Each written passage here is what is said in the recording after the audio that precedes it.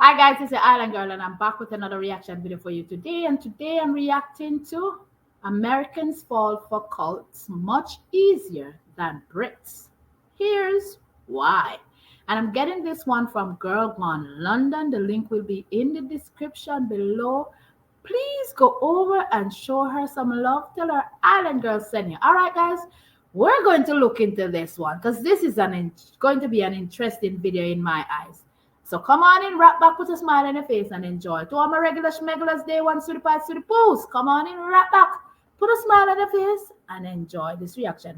Well, not even a smile. Let's hear this one out. All right, here we go. Right about now. Cults. 6 people have been missing for months, and police now believe they've been lured into an online cult. Let's just be done with it. Let's be done with the agony of it.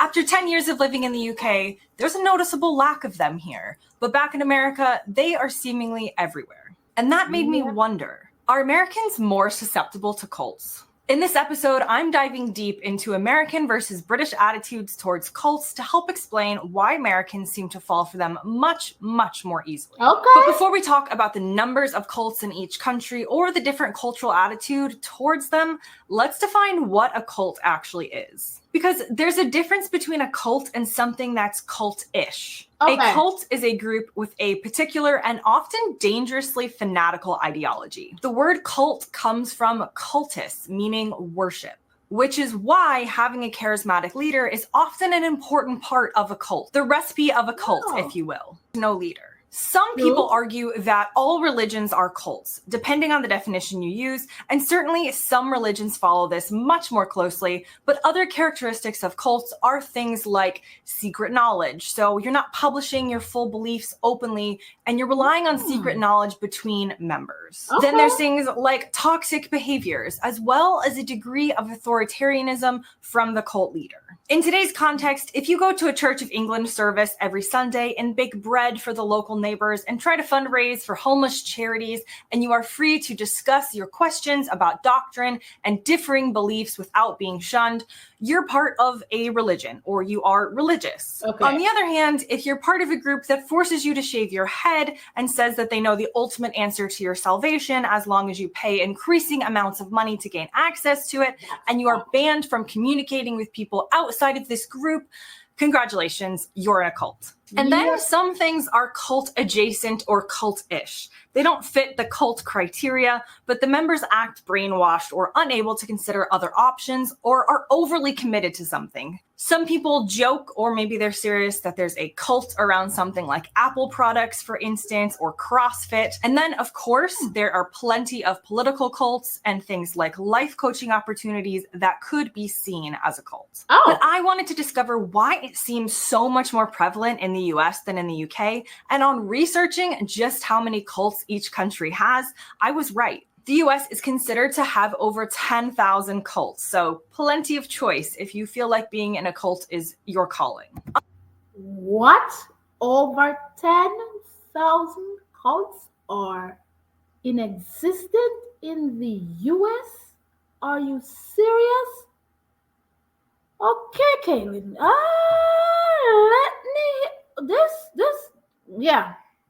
This one got me. Let's continue. Okay, now. On the other hand, the UK has only around 2,000, which is a disappointment for those of you who wish to dedicate your lives to a toxic leader who will never have your best interests at heart. Now, part of it is the size of the country. It's obviously going to be easier to have more cults with more people, but there's... I know that's right. Only 2,000. Not said a cult is, you should have one, but I'm like, compared, that's a staggering figure between the two countries when you think about it. You okay, Mama? Okay. That's a staggering number when you look at it. So, what do you think? Let's continue. There's more to it. Americans just seem to fall in love with cults. There's a podcast I love called Was I in a Cult, which has enough content to fill multiple seasons. It features people who have left modern day cults, like Nixum, a self-help organization that turned into a cult featuring a guru called Keith, who is linked to suspected sex trafficking. The women in the cult were branded with his initials, so that's all you need to know about how crazy it is. Then you have your classic cult, Scientology, as well as things like the... What? The women were bred? I don't understand how. I'm not here to judge, but geez, I don't understand how people accept certain things. I just can't wrap my mind around it. Now I've just learned a few British slangs. Twits. Sorry guys. You're twits, man. You're twits. Cause nah. You common sense can't tell you that it is wrong. Like, the 12 tribes, a religious cult that believed that in order for the Messiah to return, they need to create a new Israel, which consists of 12 tribes located in 12 geographic regions. They also own a chain of restaurants in the US, Yellow Deli, which has this iconic review: good food, bad cult. And then, of course, in the US, you have historic cults like Jonestown or the People's Temple, which was led by a man named Jim Jones, which ended up with over 900 people dying from cyanide poisoning on the instruction of Jim Jones from drinking laced Kool-Aid. It's where the phrase "don't drink the Kool-Aid" comes from. On the other side of the pond... What? See, guys, I've never looked into the cult stuff. If she wasn't sitting here doing a video, because you know I love her content about the comparison between cults, which country falls easier for it, I wouldn't, to be honest, be listening to this. So it's interesting to just hear these facts and comparison between the US and between Brits. Because I'm like, American and Brits, I'm like, Americans, let's continue. And you have UK cults, which are admittedly harder to find, and my internet search history is really weird right now, you guys. They do exist, though. Scientology does exist within the UK. Yeah. Then you have something like the Universal Church of the Kingdom of God, another religious cult that has ties in the UK. However, the craziness of American cults, like Heaven's Gate, for instance, a cult that believed they needed to leave this earth by their own hand at the same time as a passing comet so they could hop on board the UFO that was behind it, that's harder to find in the UK. But why? And I know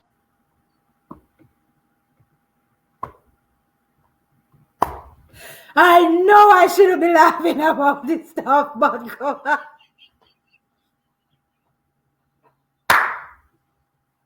I'll be damned. If I go hop onto a passing comet, but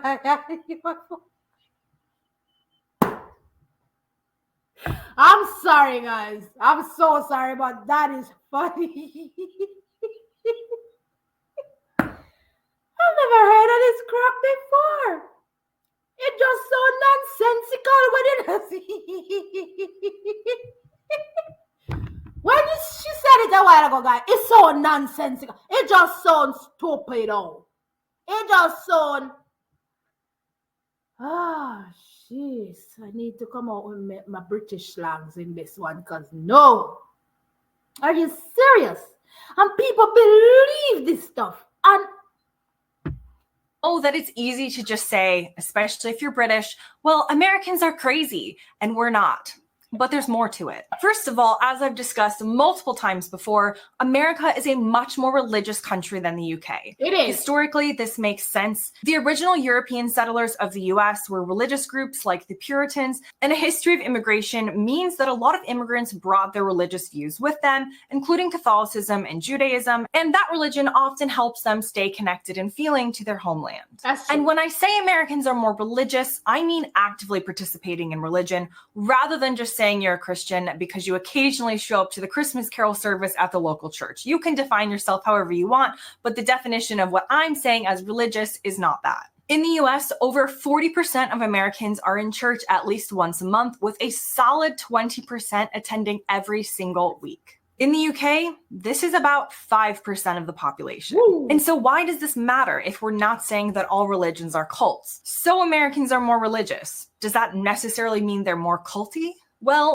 yes, in some ways. A quote on Reddit sums it up. It might seem very unusual in some countries, I guess, for someone to declare themselves a preacher and start drawing a congregation of their own. But that's not unusual at all in the US. So there's going to be that tiny number of them that will actually be fronts for wannabe cult leaders. And it can't be denied that in many religions you follow. That's the whole point. Who you're following varies based on the religion, but if you're already primed to show up each week at church to follow this religious leader, it can make people more susceptible to following a cult leader. In America, we are used to this idea of a charismatic person standing on a stage to preach and telling us how to better our lives. And hopefully, and I'm not saying religion is a bad thing, hopefully it stops at that person standing on a stage telling you to love your neighbor and go feed the homeless and have faith in something outside of yourself. But sometimes it doesn't, and people are not necessarily primed to question it when it goes further and into cult territory until it's too late and you find yourself in a cult. In the UK, it may be easier for people to know. So that's what she said it perfectly. Yes, there's a charismatic person standing there telling you to go do all the good stuff and to believe in something outside of yourself. Not believing that person that is up there preaching and telling you all these stuff that you should, sometimes I think, already know and not be driven by somebody to tell you you need to do these stuff. But at the same time, where do you draw the line? Where do you stop? Because you can't believe in this person so much that you follow them to every nook and cranny. Anything they say out of their mouth is like pure gold. It just don't add up. It just don't make no sense. And you don't even have no common sense to tell yourself or question yourself and say, this doesn't seem right. That's to me is crazy. Not fall into the trap of cults because there's already a lack of religiousness and the tendency to be okay with following in that sense. Okay. Next, you've got some practical reasons why Americans seem to love cults while Brits seem to give them the side eye. Some cults focus on things like salvation of your soul, which is outside of the remit of, like the NHS, but a lack of institutional support within the US is another factor in cults compared to the UK. So in places like the UK and other advanced nations, there is what is known as top-down resources, like universal healthcare, more support for those struggling financially, council housing, etc. America is much more of a free-for-all. It's a great place to be rich and a very bad place to be poor or have health issues or be struggling because you don't have the institutional safety net like other countries do. True. And often cults will prey on this, not necessarily to give you healthcare or whatever it is, but to help you. Smaller cults might be more like communes where you can come live with them free of charge. Another type of cult is an MLM, standing for multi-level marketing. These are hugely popular in the US, and yes, they are still around, but less so in the UK. 99.6% of people in MLMs will make little to no money, with many of them losing money, but they sell the idea of making money and guilt people into staying because the people at the top are making money off of everyone below, and they're telling you to ignore your friends and family who are warning you that this isn't a good business idea and to basically cut you off from the rest of your community and to find that community within the MLM so you don't realize you're being scammed. Pretty cultic. That I when she said that MLM or MLA or ML, I'm familiar with. I was offered $1 million at one time to do something like that, and I'm like, yeah, and they're like, oh, why would you go to something else? You gotta stick with this. You can't do nothing else. You'll see the benefit eventually on. But I'm like, okay, this don't make no sense. I'm going to make a penny off the dime The person who brought me in is getting almost 3/4 of almost the dime, and the person above him getting triple the dime, and the person above that person getting triple the dime, and I am getting a penny off the dime. That don't make any sense to me. And then they show you all this, how you can get to where that the lead is by recruiting other. I don't have no time for that crap. I was like, no, I don't have no time for that crap. That to me is bull crap. Crap. Because that don't make no sense. And these people believe that stuff, And I'm like, what? Are you guys serious? Yeah, you just have to give it your all. Okay, so I must drop everything else that I have going on to pick this up full time, and I will see the full benefit when there's no profit from it. For now, no. You don't add up.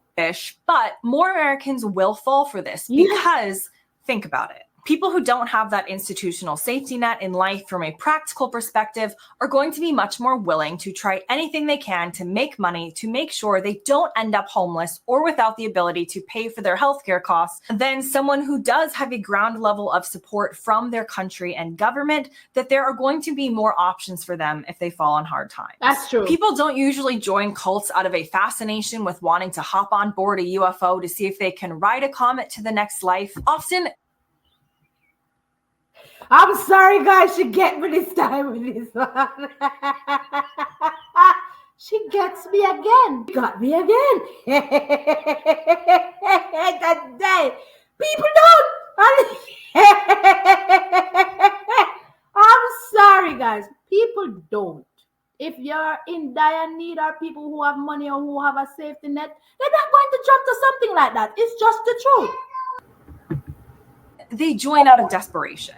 To my next point, sometimes people join out of loneliness or a need for connection. But don't people in the UK need connection too, you might point out? Well, yes. And the UK is also an individualistic society like the USA when we compare them to countries like Japan or China. That being said, America is one of the most individualistic societies in the entire world. American culture is influenced by stories of pioneers, individualists who were making do for themselves in a harsh land. Yeah. And in some ways, this type of society can lead to good things. Americans are much less likely to follow the grain when it comes to business ideas or innovation or the status quo, which means it's a great place for entrepreneurship, but it's also a great place for cults, which seems to contradict itself because why would people in an individualistic society need a community? Surely they are taught to only think about yourself. The thing is, no matter where you're born, humans are human and we need connection. So while the UK is individualistic as well, it's a bit less so than in the US. There is still an overall shared consciousness of things like the wars that meant that people had to band together and take collective action to survive. Even during the pandemic, you saw this in the UK versus the USA. The British were more likely to do their part and try and stay home, to not put too much strain on the NHS, and to feel that they were in it together. On the other hand, many Americans were annoyed from day one that someone was trying to tell them what to do. So while the UK has a little bit more in the way of feeling part of a collective, in America, we don't. We even make sure that everyone knows how much power each individual state has when compared to the country as a whole. America is fragmented and individualistic, and thus people need to find connection somewhere. Often they find it in religion. It is very common in the US for your main social group and connection to be through your church or religious group. But man, she is so spot on with this. And it's crazy when you hear she said, look, individualism, you can see that. That's how American operate. It's about them and what they're going to do. But she is so correct, because at the end of the day, when they're ready to socialize, majority of the time it's in church. Majority of the time, they find that close-knitted family, as you may call it, within a religious body. That's why Americans will be so easily be manipulated to be into a cult when it comes to them, even though they like this individualism. It it's crazy when you think about it, like, okay, how can a set of people like these like to be out there and push and be by themselves, but at the same time get themselves involved in a cult? Tell me, how does that work? But you need an outlet, you need a place to hang out, you need a place to socialize or feel something to be a part of eventually. And that's how it is. And that's how it comes into play. Man. But unfortunately, many times people find it in cults that promise that sense of belonging and protection from the constant stress of an individualistic society. And finally, to have a cult, you need a cult leader, and a cult leader usually needs to be charismatic, a good speaker, and sweet talking in some way. That's what gets people on their side and to trust them. And culturally, America helps people develop these skills. America is very much a performance-based society. Yes. I am not suggesting that in the UK, children and young adults do not learn about public speaking or have to do it in school, but in America, we really lean hard into it. Yes. Over and over again in school, we were always doing performance-based activities, constant presentations, and marks for how well we present, project, and how clear we are to understand. We see this as a sign of confidence and competence, and we are really celebrated for it at an early age. Correct. Ding, ding, ding, ding, ding. She is so right. There's so many times that my kid will come home from school. Oh, I have a presentation to make. Oh, and when you see the grading, guys, how they grade them, she is spot on. And I've never looked at it that way. Like, public speaking is a number one thing. It's pushed so hard. How you speak, how you carry yourself. I'm telling you.